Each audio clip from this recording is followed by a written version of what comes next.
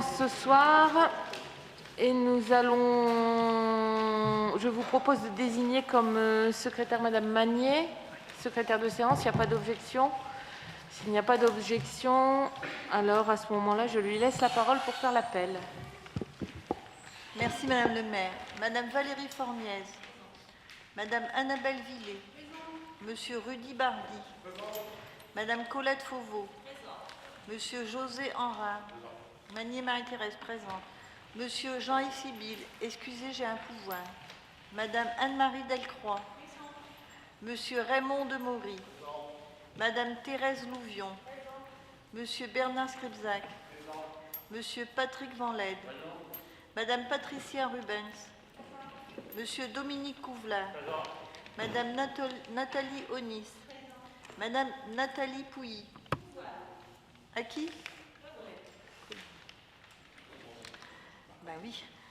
Monsieur Christophe Terret, Madame Naïma Ouhoud, Madame Magali Potel, Monsieur Michael Lefebvre, Monsieur Christophe Etch, Monsieur David Aumont, Monsieur Enrico Boticchio. Excusez pouvoir. Merci. Madame Martine Mel. Présent. Monsieur Fabrice Aramba. Présent. Monsieur Bernard Jakubowski. Présent. Monsieur Joris Lizoki. Monsieur Maxime Potel. Monsieur Patrick Verret. Merci. Bien, Nicolas, je te propose de tirer la porte, pas la fermer complètement, au cas où il y aurait des retardataires. Messieurs, dames, suite à l'annonce d'une triste nouvelle la semaine dernière sur le décès d'un de nos agents, je propose que nous commencions ce conseil municipal en faisant, s'il vous plaît, une minute de silence. Merci.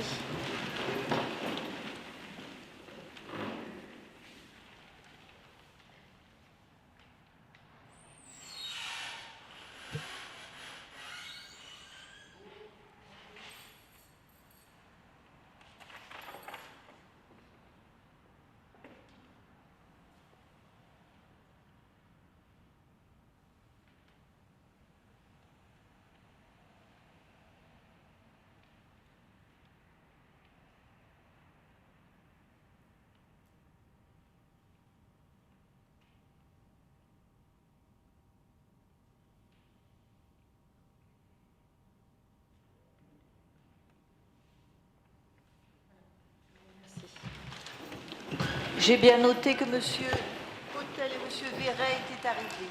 Merci.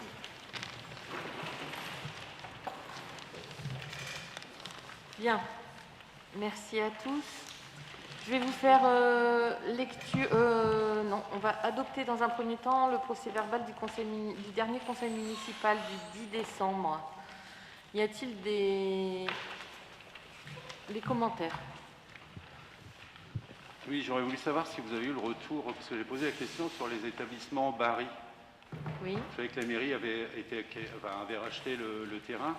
Oui. Et j'avais posé la question, est-ce que vous avez pu travailler de votre côté au niveau du montant? Donc l'estimation des parcelles est bien estimée à 300 000 €. Et donc c'était dans la délibération numéro 12 du conseil municipal du 3 de mars 2011.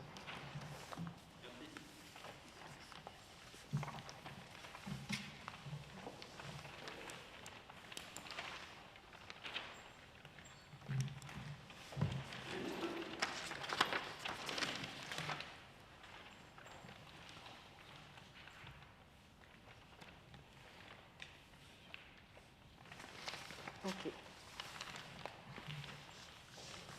Pas d'autres commentaires sur le compte-rendu?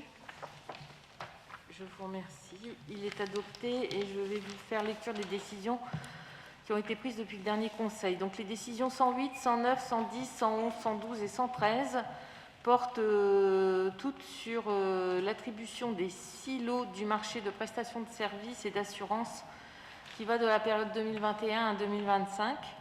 Donc le lot 1 pour le dommage aux biens et risques annexes attribué par la compagnie Pio, rue de Witternesse à Aire-sur-la-Lys.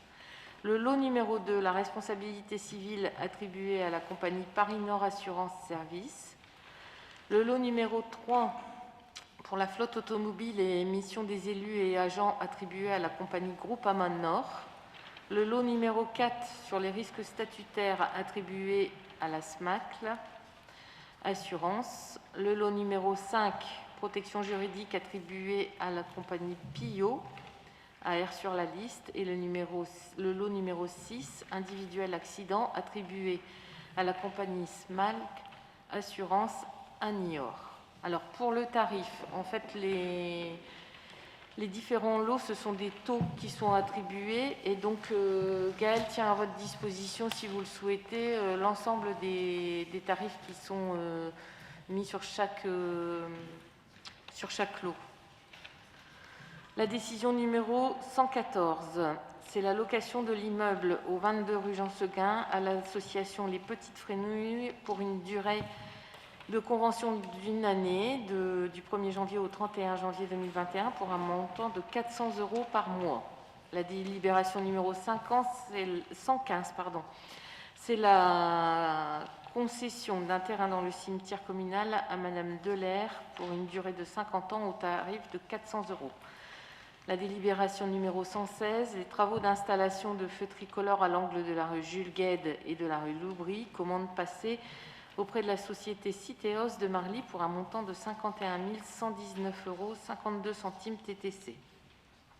Ensuite, pour l'année 21, donc on reprend la décision numéro 1, l'allocation d'une place au parking rue Émile Zola à M. Baranowski au tarif de 10 € par mois. La 2, c'est une location d'une place au parking rue Émile Zola à M. Ropa pour 10 € par mois. La 3, la concession d'un terrain dans le cimetière à M. Lefebvre pour une durée de 50 ans au tarif de 400 €. La 4, la signature d'une convention d'occupation précaire et révocable à l'ancienne gare des Houillères avec l'association Mercure pour une durée de 1 an au tarif de 150 € par mois. La numéro 5, une place de stationnement dans la cour intérieure de la Poste au 70 rue Jean Jaurès à Madame Marin pour un tarif de 25 € par mois. Et la 6, une concession d'un terrain au cimetière communal pour M. Couvler pour une durée de 50 ans au tarif de 400 €. Voilà, s'il n'y a pas d'observation, nous allons pouvoir commencer le conseil avec une première délibération qui consiste à acter le rapport du prix et de la qualité du service sur l'eau potable pour l'année 2019. Rapport qui a été joint aux présentes délibérations.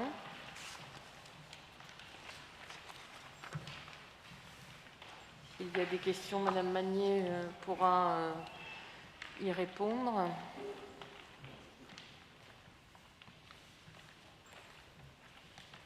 Pas de questions? Qui est contre? Qui s'abstient? Je vous remercie.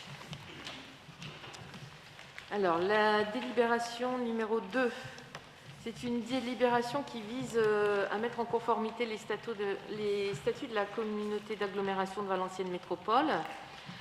Donc, la loi du 27 janvier 2014, la MAPTAM, introduit une nouvelle compétence, notamment celle de la GEMAPI. Donc, la GEMAPI, c'est la gestion des milieux aquatiques de prévention et d'innovation. Ensuite, on a la loi du 7 août 2015, la loi NOTRe, qui introduit, entre autres, le transfert obligatoire aux établissements publics de coopération intercommunale à fiscalité propre au titre des compétences obligatoires de l'eau et de l'assainissement à partir du 1er janvier 2020. Et par la suite, vous avez également la loi du 3 août 2018 relative à la mise en œuvre du transfert des compétences en eau et assainissement, dite Ferrand-Fesneau, a confirmé ce transfert obligatoire au 1er janvier 2020 des 2 compétences eau et assainissement. En outre, cette loi Ferrand-Fesneau a reconnu une compétence en matière de gestion des eaux pluviales urbaines, qu'on appellera la GEPU, et est apporté à titre obligatoire par les communautés d'agglomération. Et enfin, la dernière délibération, celle du 27 décembre 2019, est relative à l'engagement dans la vie locale et la proximité de l'action publique. Elle met fin au partage des compétences optionnelles et supplémentaires des communautés d'agglomération pour ne maintenir que les compétences supplémentaires. Donc, le Conseil communautaire, en date du 26 novembre 2020, a modifié les statuts de la communauté d'agglomération afin de clarifier ses compétences et d'inclure les compétences indépendantes eau, assainissement, GEPU et GEMAPI. Le Conseil communautaire a validé la restitution des compétences, la gestion et la création d'équipements publics d'intérêt communautaire pour les personnes âgées. Et il a mis fin à la répartition des compétences optionnelles et supplémentaires. Donc, pour poursuivre cette procédure, la procédure de modification statutaire à l'initiative du Conseil communautaire est subordonnée à l'accord des communes membres, c'est-à-dire que chaque commune membre doit prendre une délibération concordante et le conseil municipal de chaque commune membre dispose d'un délai de 3 mois à compter de la notification au maire de la commune pour délibérer et se prononcer sur ce transfert de compétences. La procédure de révision statutaire permet donc de restituer les compétences qui sont devenues sans objet pour la communauté d'agglo. Donc aussi bien pour les nouvelles compétences qu'elle prend que pour les compétences qu'elle ne prend plus, les délibérations doivent être concordantes et le conseil municipal a 3 mois également pour se prononcer. Donc il en est de même pour toute modification des statuts de Valenciennes Métropole. Et donc la présente délibération a donc pour objet de soumettre à l'approbation de notre conseil municipal la modification des statuts de la communauté d'agglomération tels qu'ils sont annexés dans le document. Y a-t-il des questions sur ce sujet des compétences de Valenciennes Métropole? Je mets aux voix. Qui est contre? Qui s'abstient? Je vous remercie. La délibération numéro 3 concerne l'extension du cimetière communal. Donc, afin que la commune puisse continuer à remplir ses obligations réglementaires en matière de droit funéraire, il est nécessaire de procéder à l'extension du cimetière communal. Cette extension passe par un certain nombre de démarches, et notamment un certain nombre de démarches administratives qui sont relativement lourdes et sur lesquelles nous sommes amenés à délibérer ce soir. Donc, le Code général des collectivités territoriales prévoit une autorisation préfectorale qui est nécessaire pour la création et l'agrandissement des cimetières situés dans une commune urbaine à l'intérieur du périmètre d'agglomération à moins de 35 mètres des habitations calculées par rapport à l'habitation la plus proche du cimetière. Le cimetière communal de Fresnes-sur-Escaut remplit ces 3 éléments qui se cumulent. Donc, les terrains prévus sont 5 fois plus étendus que l'espace nécessaire doivent être 5 fois plus étendus que l'espace nécessaire pour y déposer le nombre présumé de morts qui peuvent y être enterrés chaque année. Et donc, il est nécessaire de réaliser pour cette extension du cimetière, comme je vous le disais, toute une série d'études et d'autorisations. Il faut faire les études, il faut avoir l'avis d'un hydrogéologue agréé, une enquête publique, l'avis du Conseil de l'environnement, des risques sanitaires et technologiques, le CODERST, et également obtenir l'arrêté préfectoral. La commune est propriétaire d'un terrain qui jouxte le cimetière actuel pour une contenance de 2068 m². Et donc, dans le cadre du futur PLUI, nous avons classé cette zone en UBC pour qu'elle puisse répondre à l'extension du cimetière. Et elle peut accueillir notamment, cette zone UBC, les équipements publics et collectifs d'intérêt général. Donc aujourd'hui, nous délibérons non pas pour faire les travaux d'extension du cimetière, mais bien pour faire la procédure administrative. Et donc, cette délibération vise à m'autoriser à engager la procédure d'extension du cimetière, à lancer toutes les opérations nécessaires Et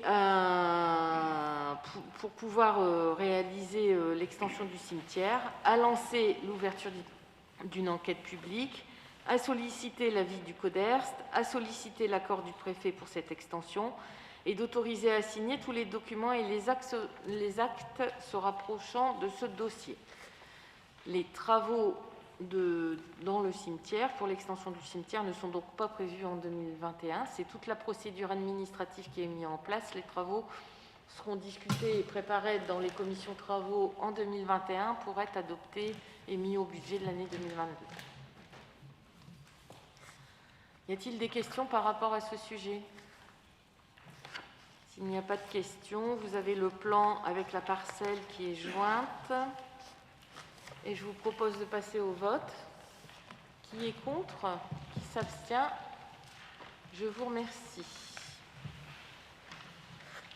Alors, on passe à l'administration générale. On passe à l'administration générale et au règlement général de protection des données, le RGPD, mis en place dans le cadre d'une charte. Donc le RGPD, je vais laisser Madame Annabelle Villet présenter cette délibération. Merci Madame le maire. Donc la charte reprend l'utilisation et les moyens informatiques et les outils numériques de par sa mise en place. Donc dans le cadre, comme Madame le maire vient de le dire, du règlement général de protection des données. Donc le but, là, le RGPD, pour rappel, a été conçu donc, autour de 3 objectifs qui sont repris dans le document que vous avez de travail: renforcer les droits des personnes, responsabiliser les acteurs traitant les données et crédibiliser la régulation.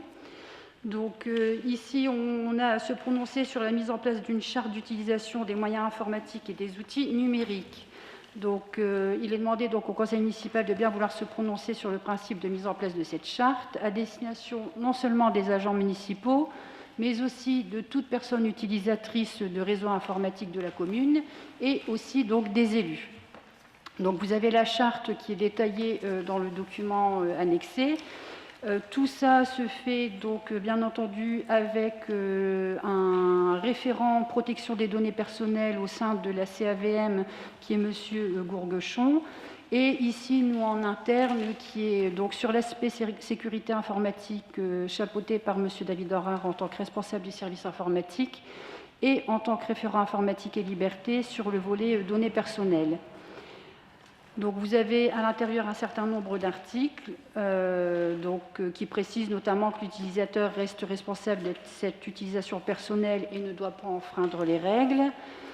Vous avez donc notamment que la violation de cet engagement de confidentialité expose l'utilisateur à des sanctions disciplinaires pénales conformément aux articles du Code pénal. Il y a tout un article qui reprend notamment les moyens d'authentification, la gestion du système d'information, où on revient aussi sur le fait qu'un utilisateur s'engage à ne jamais communiquer son mot de passe, par exemple. L'article 7 reprend notamment la vigilance de l'utilisateur et les obligations donc, de rapport.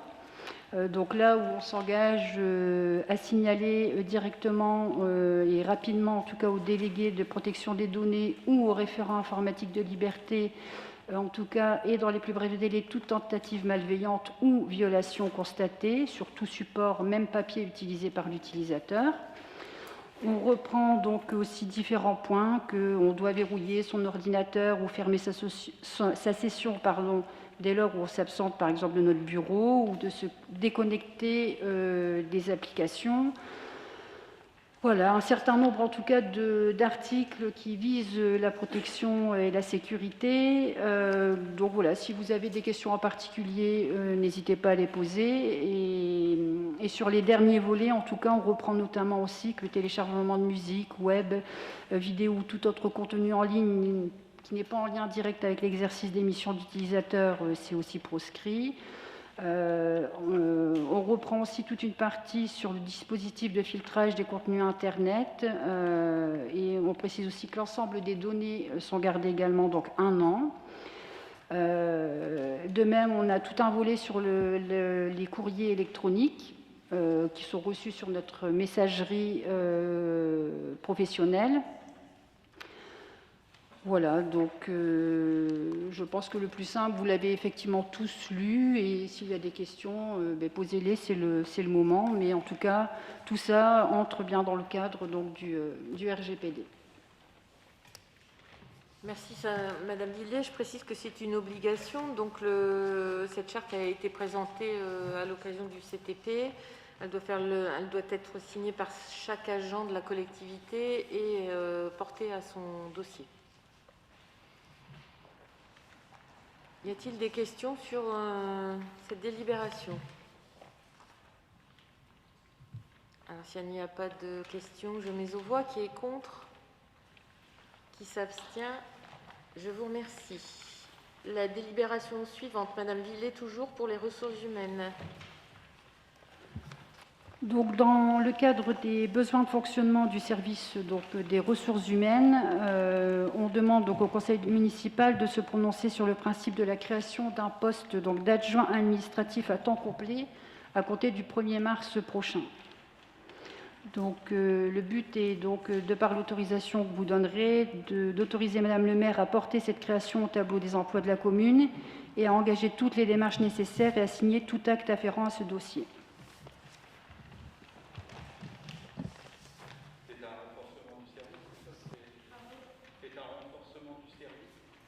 C'est ça, tout à fait. Qui est contre? Qui s'abstient? Je vous remercie. Délibération toujours concernant les ressources humaines présentée par Madame Villiers, la numéro 6. Donc, nous informons donc l'Assemblée que 2 agents ont obtenu le certificat d'aptitude professionnelle accompagnant éducatif petite enfance. Ce certificat que ces personnes ont obtenu permet donc d'accéder au cadre d'emploi des agents territoriaux spécialisés des écoles maternelles par intégration directe. Donc, il est donc demandé au Conseil d'autoriser l'ouverture de 2 postes d'agents territoriaux spécialisés principal de 2e classe des écoles maternelles à temps complet et à partir du 1er mars, de procéder à la nomination de ces 2 agents, mais en parallèle aussi de fermer leurs 2 postes actuels, qui sont des postes d'adjoint technique principal de 2e classe à temps complet au 1er mars, et de porter ces modifications au tableau des emplois de la commune. Pas d'observation? Qui est contre? Qui s'abstient? Je vous remercie. La délibération numéro 7 sur les finances, mais sera présentée par Madame Colette Fauveau, adjointe aux fêtes et cérémonies, à l'occasion de la Journée internationale des droits de la femme. Merci Madame le maire. Donc il est demandé au conseil municipal de bien vouloir valider la mise en place de bons d'achat à destination des commerces fresnois. Dans le cadre de la Journée internationale des droits de la femme, la municipalité souhaite mettre à l'honneur les couturières qui se sont fortement appliquées lors de l'opération à masque pour chaque fresnois. Afin de poursuivre la dynamique envers les commerçants locaux, il est donc proposé d'offrir à chaque couturière un bon d'achat de 30 €, soit 85 bons valables uniquement sur la commune et avec une durée de validité limitée. Cette durée se fera du 8/03 au 10/04 2021, bien évidemment. Chaque commerçant fera parvenir une facture globale au service comptabilité afin de se faire rembourser.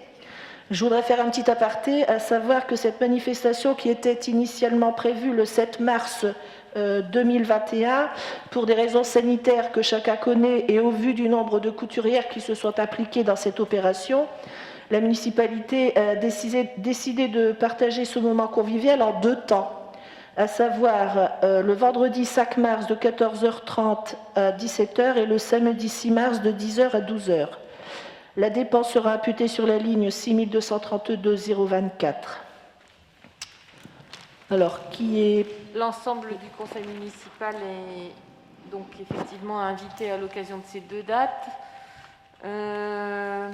Des observations? Je mets aux voix. Qui est contre? Qui s'abstient? Je vous remercie. La délibération numéro 8, à cheval également entre les finances et la culture, c'est la restauration d'une œuvre d'art. Et c'est Madame Magnier qui prend la parole sur le sujet. Dans le même cadre que l'on a restauré Saint-Roch, l'association Astuce et les Amis du Vieux Frêne souhaitent restaurer la statue de Sainte-Barbe. Donc il est demandé au conseil municipal de bien vouloir valider les dépenses, sachant que la restauration complète a un coût de 7 032 €, que les départements, et j'espère que Fabrice, tu nous aideras dans notre demande, 2051, l'association Astuce amène 1318 et les Amis du Vieux Frêne 1318, 50 centimes pour les deux, la ville 1172. Poursuit la conservation et la rénovation de notre patrimoine. Y a-t-il des questions sur le sujet? On remerciera l'association Astuce et les Amis du Vieux Frêne. Je vois que M. Valin est présent pour ce soutien et la prise en charge de ce dossier. Merci à vous. La délibération numéro 9, présentée par M. Bardy, concernant la jeunesse et l'enfance. Merci Madame le maire. Vu la commission jeunesse, sport, enfance, école, association du 19 février 2021, il est demandé au conseil municipal de se prononcer sur les dates d'ouverture et les lieux d'accueil des loisirs sans hébergement pour l'année 2021, comme suit. Accueil de loisirs, moins de 6 ans. L'accueil se fait à la maison de la petite enfance, square du 19 mars 1962, les mercredis, samedis et les petites vacances scolaires. Les enfants sont accueillis à l'école maternelle Paul Langevin, rue de Garlobry, lors de la période estivale.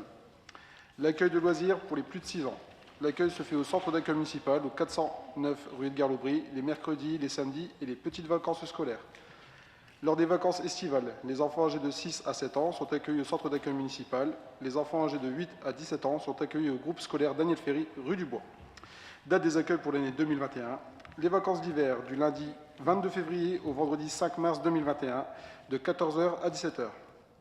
Pour les vacances de printemps, du lundi 26 avril au vendredi 7 mai 2021, de 14h à 17h. Vacances estivales, session de juillet, du jeudi 8 au vendredi 30 juillet 2021, de 9h à 18h. Vacances estivales, session août, du lundi 2 au vendredi 13 août 2021, de 13h à 17h30. Vacances de la Toussaint, du lundi 25 octobre au vendredi 5 novembre 2021, de 14h à 17h. Et les vacances de Noël, du lundi 20 au vendredi 31 décembre 2021, de 14h à 17h. Voilà, merci Monsieur Bardy. Délibération purement administrative qui n'apporte, je pense, pas de commentaires. Qui est contre? Qui s'abstient? Je vous remercie. Et je passe la parole à Monsieur Henrard pour la délibération numéro 10 au niveau de l'urbanisme. Alors, vous n'êtes pas sans savoir qu'on a d'énormes problèmes au niveau de l'école du Trieux pour les stationnements et pour la circulation. Alors, au niveau des enfants, au niveau sécu. C'est la 10 et la 11, oui. C'est la 10 et la 11. On a l'occasion de... Madame Guillaume Isabelle, du 72 rue du Bois, vend le logement, c'était le logement de sa maman, je crois. Et la 11, c'est Madame Tondeur et Bouet Jacques qui vendent le logement au 60 rue du Bois. Donc le premier, c'est avant l'entrée de l'école, et le deuxième, c'est juste après l'école. Il n'y a pas le plan, si. Et juste après l'école. Donc nous, on désire les récupérer, pourquoi? Pour les abattre tout en premier, et faire des stationnements environ... Pour l'instant, c'est jamais qu'un projet pour l'instant, 42 stationnements. On va élargir la route entre la rue Édouard Vaillant, vous voyez, dans le virage, jusque la rue Paul-Éluard. Paul-Éluard, c'est la cité qui a été construite il y a quelques années, là, parce que aussi la rue Paul-Éluard subit énormément de passages, puisque les voitures qui accompagnent les enfants ne peuvent pas passer autrement que ou la rue du Bois ou la rue Paul-Éluard. Donc on élargirait la route, on n'élargirait pas la route, mais on élargirait les trottoirs, 1,50 m de chaque côté pour les mettre aux normes aussi, normes handicapées, etc. quoi. Et la route, on la mettrait en double sens, entre la rue du Paul-Éluard et la rue Édouard Vaillant. Rien que cette section-là, ce qui permettrait de faire demi-tour, qui éviterait de renvoyer toutes les voitures sur la rue du Bois et sur la cité Paul-Éluard. Donc, dans un premier temps, on les achète, deuxième temps, on les abattra, et on élargira la route après. Voilà, si vous voulez des renseignements complémentaires. C'était très très attendu, hein, c'est des demandes qu'on a depuis des années. Voilà, donc on bénéficie de ces opportunités pour commencer le projet, sachant que vous le verrez au budget de l'année 2021. Ce n'est pas un projet qui pourra se faire immédiatement. Cette année, on procède à l'achat ainsi qu'aux études, puisqu'il faut faire passer un bureau d'études pour faire tout le plan, d'aménagement des parkings, de la voie en double sens, etc. Et donc, c'est des travaux qui seront prévus en 2022. Cette année, il s'agit de valider l'achat des 2 maisons et au budget, bien évidemment, l'étude pour pouvoir réaliser ce projet. Y a-t-il des demandes d'informations complémentaires sur le sujet? En complément, après l'achat des maisons, la démolition et la route, ça va tourner autour de 500 000 €. Suivant le plan du bureau d'études. Ouais. Ça sera fini, mais surtout, on sera sur un haut soutenu un peu par le SMAD, donc l'assainissement. Peut-être qu'ils vont nous changer tout l'assainissement aussi, donc on attend leur autorisation. Alors, tant que c'est pas fait, on ne peut pas faire la route non plus. Mais bon, on a bon espoir d'une façon prochaine. C'est inscrit. Y a-t-il des demandes d'informations complémentaires?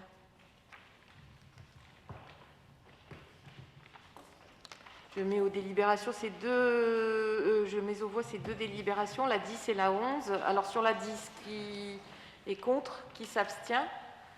Sur la 11, qui est contre, qui s'abstient? Je vous remercie. Toujours la parole à Monsieur Henrard pour une délibération concernant une convention avec le département du Nord. C'est une convention qu'on renouvelle régulièrement. Il s'agit de l'assignalisation en agglomération.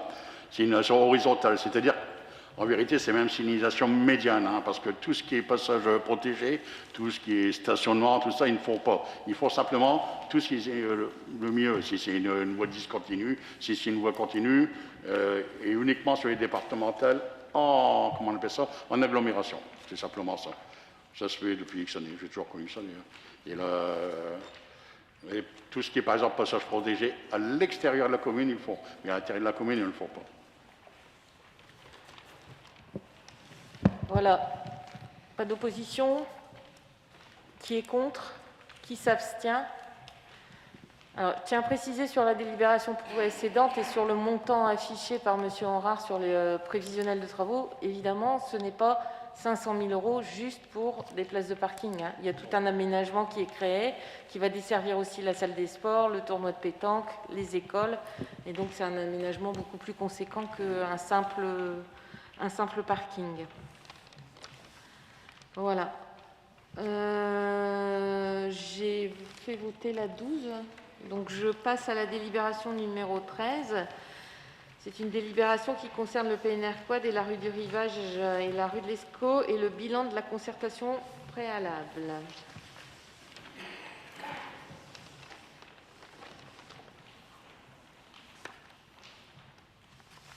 Alors, par délibération du Conseil municipal du 25 juin 2010, le projet de programme, le PNR 4, que vous connaissez bien maintenant, a été mis en place et a délimité un périmètre d'intervention qu'on avait appelé à l'époque l'îlot Cours de l'Escaut à Fresnes-sur-Escaut et qui a été déclaré d'intérêt communautaire. Par délibération du bureau communautaire en date du 18 novembre 2016, il a été décidé de reconduire jusqu'au 2 janvier 2022 la convention opérationnelle entre l'EPF et la commune et la communauté d'agglomération portant sur l'îlot de la rue du Rivage, rue de l'Escaut, cours de l'Escaut. 3 avenants ont été conclus en fonction de l'évolution du projet et des études, le dernier ayant été voté en conseil municipal le 19 octobre 2019, à l'occasion duquel les opérations rue du Rivage d'une part et cours de l'Escaut, rue de l'Escaut d'autre part ont été fusionnées et donc sous maîtrise d'œuvre d'intérêt communautaire et déclarées d'intérêt communautaire. Donc l'avenant de la clôture fait une projection de 32 logements sur l'ensemble du périmètre, rue du Rivage, rue de l'Escaut et cours de l'Escaut. Concernant l'îlot cours de l'Escaut, les objectifs poursuivis sont donc d'améliorer et de diversifier l'offre de logements et de rendre l'attractivité au centre-ville. Donc, il a été proposé une concertation du public et par délibération du conseil municipal en date du 9 juillet 2020, les modalités de la concertation ont été fixées.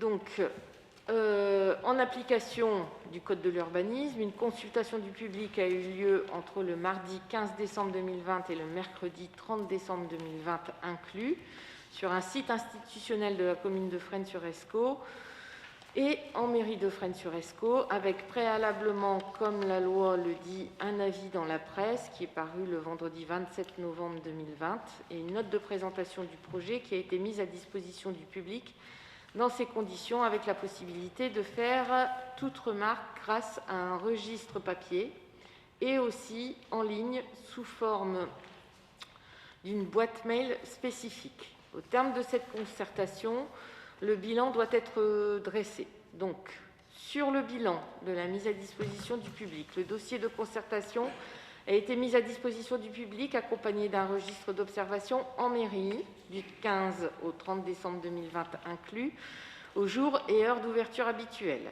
La délibération du conseil municipal du 9 juillet 2020 a été affichée en mairie de Fresnes-sur-Escaut à partir du 27 novembre 2020 et pendant toute la durée de la mise à disposition. Le public a été informé de la procédure par insertion d'un avis d'information paru dans le journal départemental La Voix du Nord.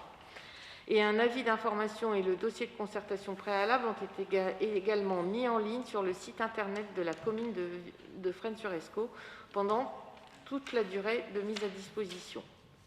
Sur le registre d'observation présent en mairie de Fresnes-sur-Escaut, 0 observation formulée. Sur la boîte mail spécifique, 0 observation formulée. Aucune remarque n'a été déposée ou exprimée d'une manière générale durant la mise à disposition du dossier au public, ce qui vient conforter le projet tel qu'il a été envisagé. Ce bilan incite donc à poursuivre la mise en œuvre de ce projet au sein du périmètre proposé selon la programmation envisagée. Et à cet effet, il est utile que l'opération soit déclarée d'utilité publique pour garantir son bon déroulement et permettre notamment la maîtrise complète du foncier. Cette dernière est actuellement travaillée avec EPF Nord-Pas-de-Calais au titre de la convention opérationnelle d'intervention foncière qui permet également d'assurer les travaux de déconstruction et de requalification. Voilà, ce bilan est dressé en conseil municipal, il fait l'objet d'une délibération. Vous avez en pièce jointe le document que l'urbanisme nous a mis à disposition concernant la concertation. Et c'est sur cette concertation et ce bilan que nous vous proposons de vous prononcer ce soir. Y a-t-il des questions sur cette délibération ou des observations? Même si tout a été fait, comme vous l'avez évoqué en termes de communication, je pense qu'il aurait fallu quand même pousser un peu plus loin. Est-ce qu'on n'aurait pas pu communiquer auprès des riverains par le biais d'un flyer, par exemple?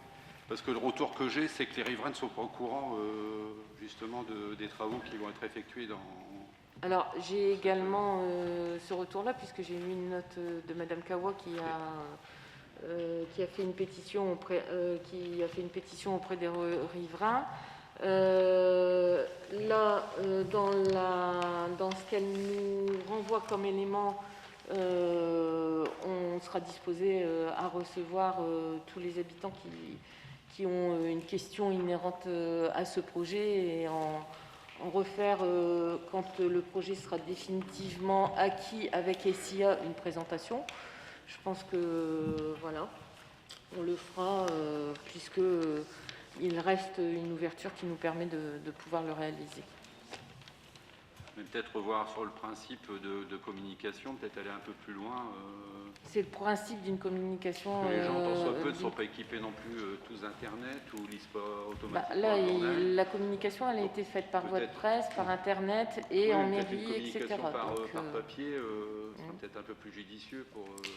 Enfin, je propose après... Il y a même des habitants qui ont été prévenus par mail. Hein, donc, voilà.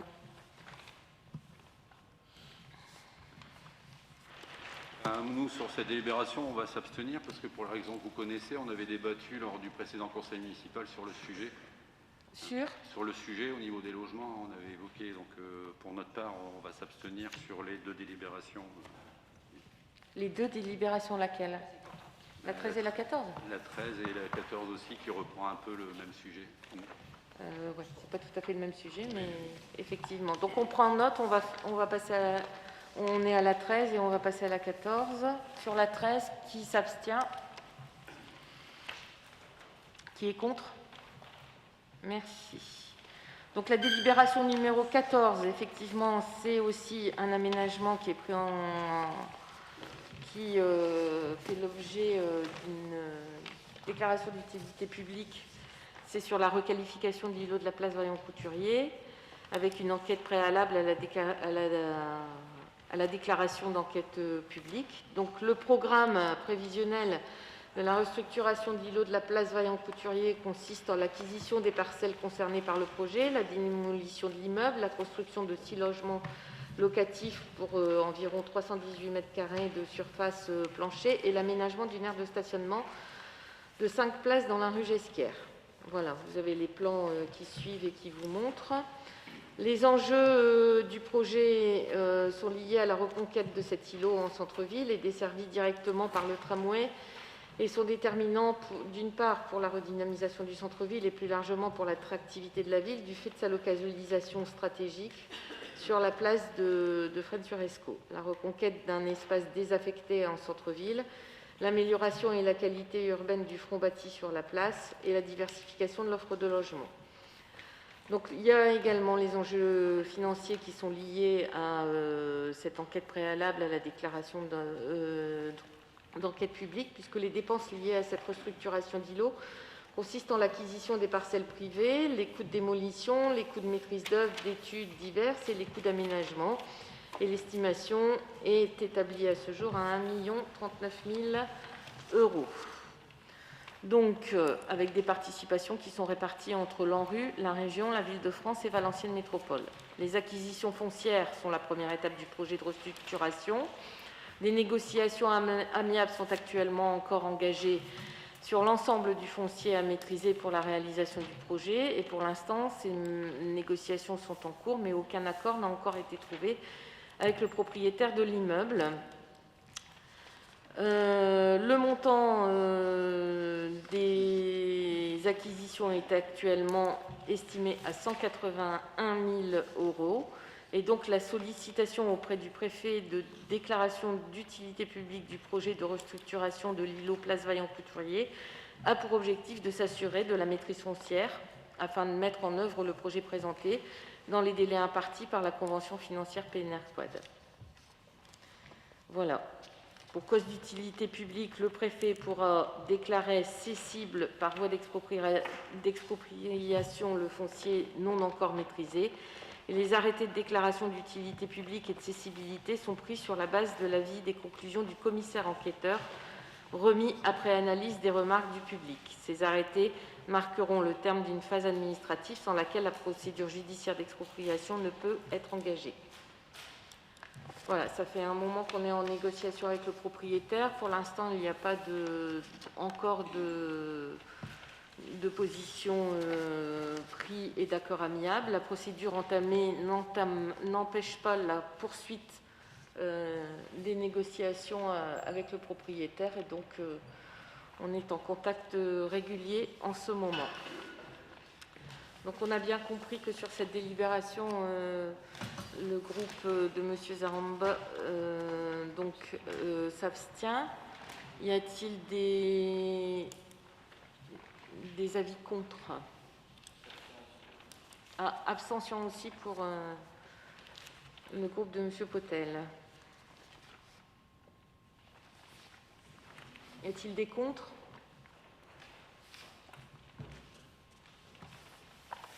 Merci. Et voilà qui clôture l'ensemble des délibérations que nous avions à regarder ce soir.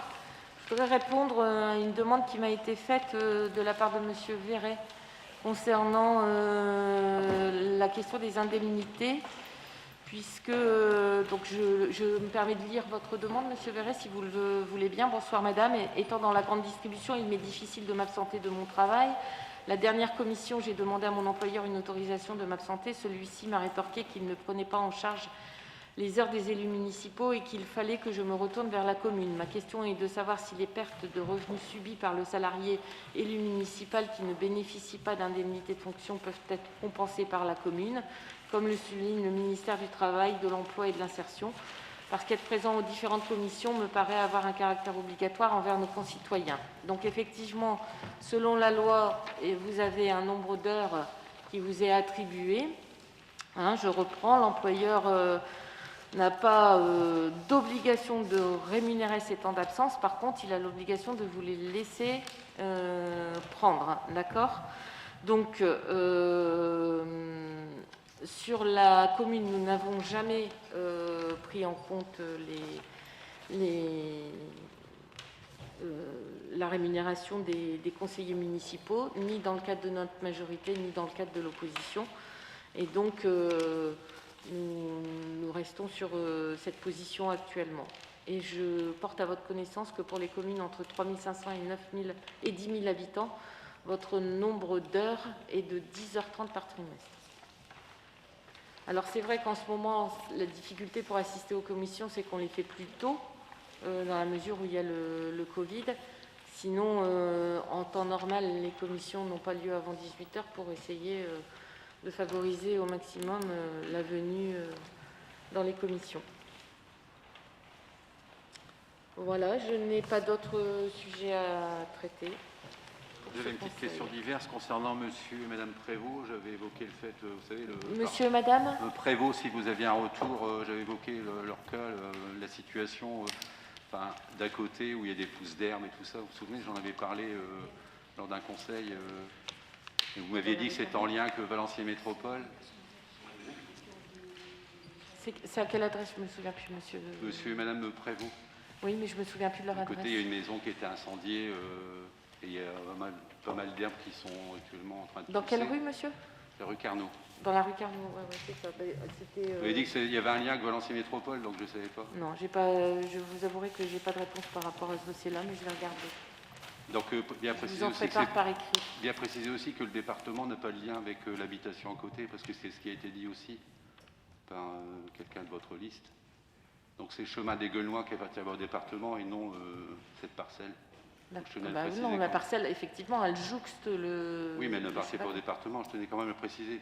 Ok, très bien. On regardera ça et puis on vous fera la réponse par écrit, monsieur Zarmon. Il y a une maison qui est incendiée. Y a-t-il d'autres observations pour ce conseil municipal? Aucune. Merci de votre présence. Le prochain conseil municipal aura lieu, pour votre information, le 8 mars pour le rapport d'orientation budgétaire.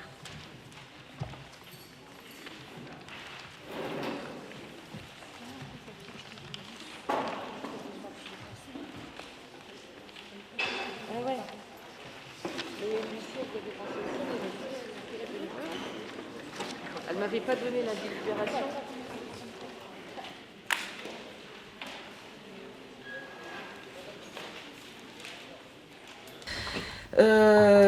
De rattacher à cette collectivité de se rattacher entre collectivités, et donc nous proposons de créer un CTP unique pour le CCAS et les agents de la commune. Voilà, il s'agit d'égaliser un peu les pratiques, puisque de toute façon actuellement les décisions qui sont prises pour la commune sont après renégociées au niveau du CCAS, donc voilà. Donc il est demandé au conseil municipal de valider le principe de la création d'un nouveau CTP qui sera commun à la fois à la commune et au centre communal d'action sociale. Est-ce qu'il y aura aussi fusion de... Enfin, je ne sais pas si ça existe déjà, mais comme vous allez être à plus de 50 personnes, il y a obligation d'un CHSCT.